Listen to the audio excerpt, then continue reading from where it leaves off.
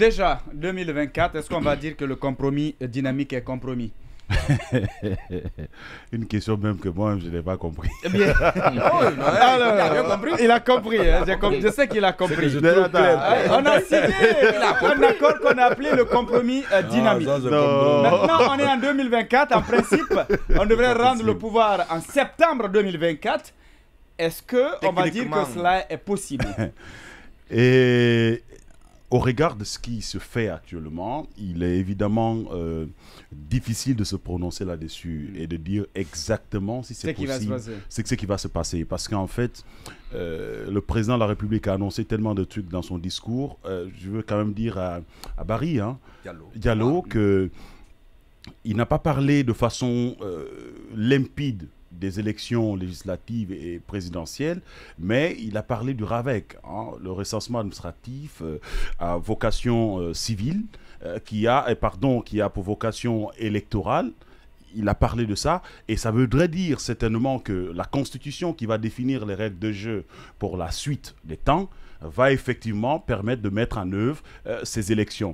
Mais pour septembre 2000... Attention, Desco, on va se comprendre. À moins que tu aies d'autres informations que nous n'avons pas. Mais si on parle de ce discours, mon cher ami, il a été très clair. C'est tellement clair qu'il n'y a pas lieu... Non. On ne va pas dire à sa place qu'il n'a pas dit. Vous n'allez pas me sortir dans ce discours. On pouvait dire, même vous n'allez pas me sortir dans ce discours. Qu'on allait mettre en place le fichier électoral. L'évidence d'une partie qui démontre que le président ne veut pas aller aux élections. Il n'y a pas cette partie présidentielle en 2024? Non, il n'y a pas. Il y en a. Non, dès le moment où dans une transition, on parle de référendum pour s'octroyer une nouvelle constitution. Dès le moment où on parle de recensement administratif pour vocation électorale, et dès le moment où on parle aussi du remplacement, par exemple, des maires par les présidents de délégation, même si cela peut être, ne pas être totalement considéré dans cette logique, mais dès le moment où on parle de ces éléments, moi je me dis qu'on est en train de partir dans l'assise des règles de jeu qui vont définir le processus électoral. Ce qui ne veut pas, ce qui n'est pas non plus une garantie pour la tenue. J'aurais bien aimé, puisque vous l'avez dit récemment, j'aurais bien aimé, par exemple, qu'il le liste à l'intérieur. Je n'ai pas de souci avec ça. Mais il a listé ce qu'il voulait faire. D'accord avec ses il a listé ce qu'il voulait faire. Mais lorsque vous regardez ce qu'il a listé, ça a quelle vocation après? C'est pour quel but? C'est pour quelle finalité? Le recensement dont je parle, avec. Non, attendez. On pouvait même aller au-delà de ça si tu veux. Non, Desco, attendez. Non.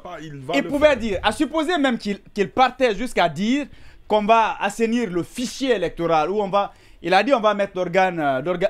Je vous ai dit à l'entame de... Et ne pas ajouter qu'il y aura élection en 2024. Je vous ai dit à l'entame de mon analyse sur le discours du président que le discours qu'on a écouté du président n'est pas à l'opposé ni à l'antipode des autres discours politiques qu'on a eu en Guinée.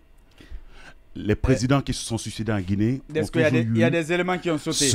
Il y a des éléments qu'on peut appeler essentiels qui ont sauté, Desco. Alors, sur les compromis dont il s'agit, moi je suis certain d'une chose. Au regard de l'évolution de la situation aujourd'hui en République de Guinée, avec les difficultés que la Guinée rencontre, et mieux avec le retard qu'on a eu avec le CNT, le Conseil national de la transition, on en a parlé plusieurs fois. Il y avait une deadline qui était effectivement tracée pour la première monture de la Constitution, le référendum, tout ça c'était dans un temps. Mais malheureusement, ce temps n'a pas été respecté. Ça voudrait dire quoi? Lorsque ce qui devait se faire hier n'a pas pu se faire hier, ça se fera aujourd'hui.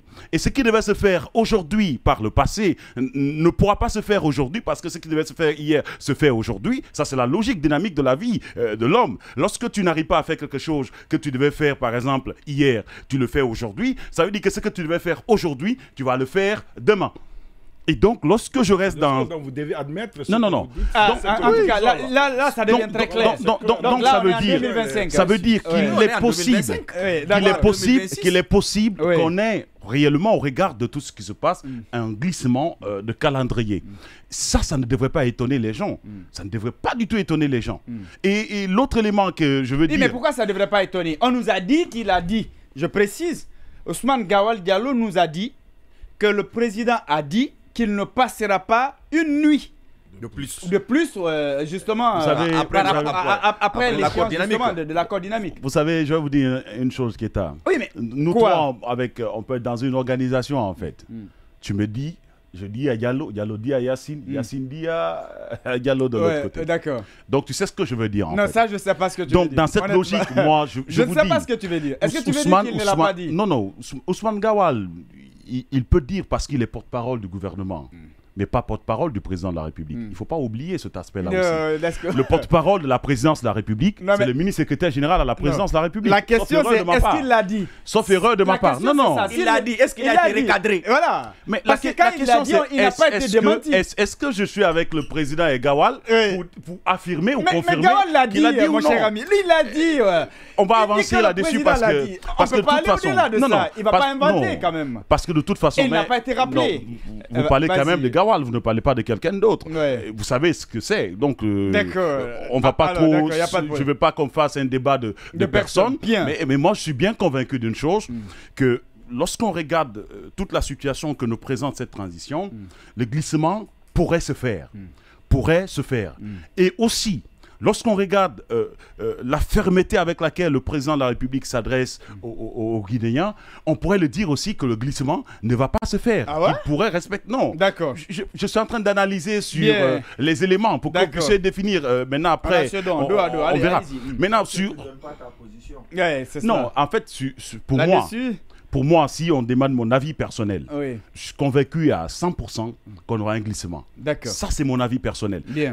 Mais si je dois donner l'avis d'observateur sur les éléments qui se présentent à moi, je le dis de cette façon. Bien. Parce qu'il y a des éléments qui, quand même, ne nous donnent pas une clarté du contenu de ce qui se passe. Je prends un exemple. Aujourd'hui, on est dans une crise après l'incendie du dépôt de carburant qui va perdurer pendant longtemps. On a le ministre du budget devant le ministre du budget devant le Conseil national de la transition qui a dit qu'on est dans une véritable galère. Il l'a dit.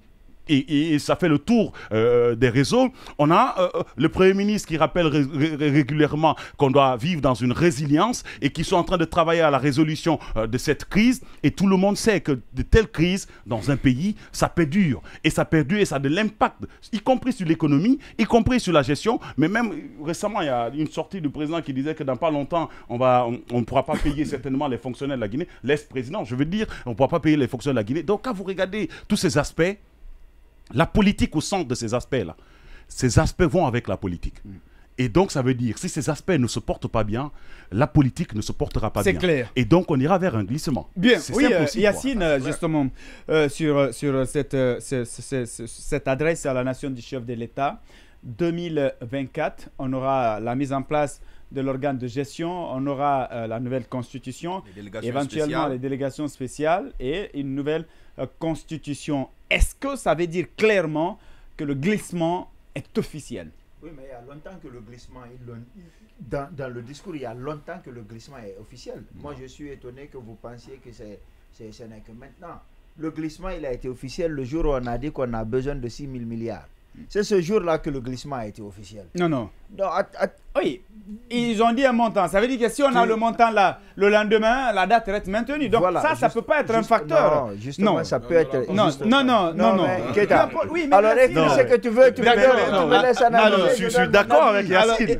D'accord, vas-y. Ce que je dis là, tu peux ne pas être d'accord. Il n'y a pas de problème. Je fais une analyse. Il n'y a pas de problème. C'est ton opinion de toute façon. Si tu me dis, Yacine, je veux que tu ailles... me chercher un truc en ville, je te dis que le transport de Nongo en ville, c'est 1 million. Ben, ça veut dire que tu vas te dire, mais attends, il pense qu'il faut qu'il change de fournisseur. Il faut qu'il change de fournisseur, Yacine. D'accord. Voilà, en réalité, quand on a voulu aller vers le glissement, on a donné un montant qui est difficilement obtenable. Ok. Qu'on ne peut pas recouvrer du tout. Oui, d'accord. Voilà. Pourquoi? Parce que déjà, regardez le carreau qu'ils ont mis. C'est comme un jeu de dames. Nous avons besoin de tel argent, mais nous n'avons pas les moyens. Nous demandons à la communauté internationale de nous venir en aide. Le ministre Mori dit qu'on a les 40% désormais. Oui. Alors qu'on est en 2024. Oui, on nous dit 40%. Seulement. Oui, d'accord. Mais c'est quand vous faites la communauté internationale n'est pas bête. Et la fois dernière, je faisais un calcul banal. La France a 65 millions d'habitants. ils ont 55 millions d'électeurs. Les élections les plus chères de l'histoire de la France, c'est environ 400 millions d'euros. Nous avons, lors du dernier recensement, il y avait autour de 4 millions de Guinéens. Qui devraient voter. Qui devraient voter, bien entendu. On parle de la carte de la liste électorale. Aujourd'hui, si on fait le recensement, on est autour de 6 millions. Pour 4 élections, on demande combien? 6 000 milliards, c'est-à-dire un peu... Sauf que ce n'est pas les mêmes conditions. Attendez, il va terminer son raisonnement, on aura le temps de... Sauf que ce n'est pas les mêmes conditions. Tu ne peux pas aller jusqu'à ça. Oui, mais néanmoins, il va finir son... Je peux continuer. Oui, tu peux continuer, ce n'est pas les mêmes conditions. Ils ont 55 millions d'électeurs. Nous, on en a peut-être maximum aujourd'hui 6 millions. On demande 600... On n'aura pas même 6. Oui, non, j'ai vraiment maximisé. Voilà, on y va. Voilà, et on a 6 millions. Et pour ça, on a demandé autour de 600 millions d'euros.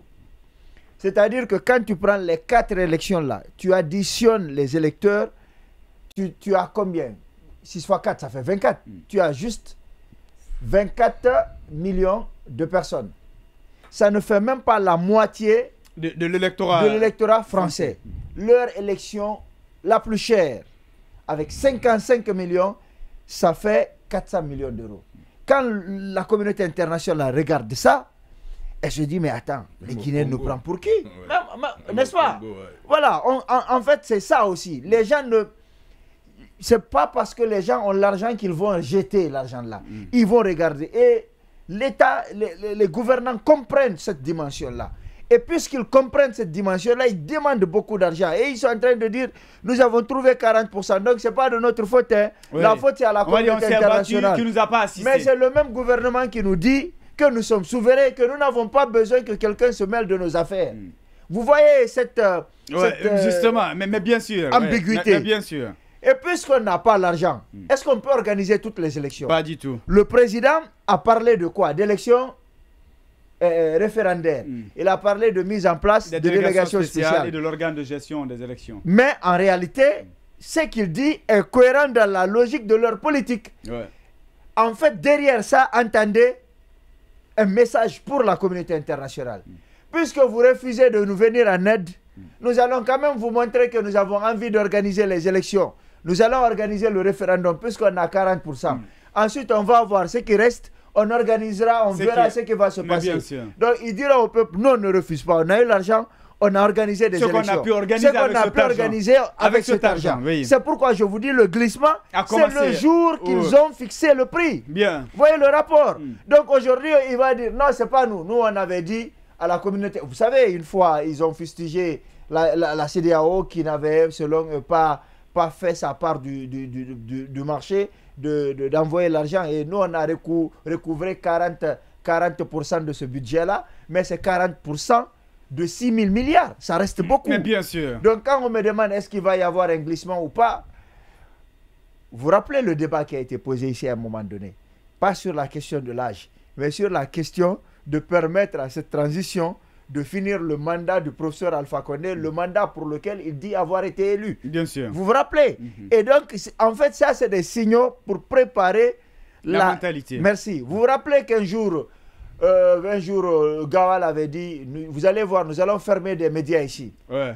Vous vous rappelez? À l'époque, on a pensé que c'était un écart de langage et tout ça. Voilà, mais après, on a dit Internet, c'est pas un droit et tout ça. Mais finalement, vous avez vu. Donc, c'est ce jour-là qu'on nous a préparé à assister à un glissement.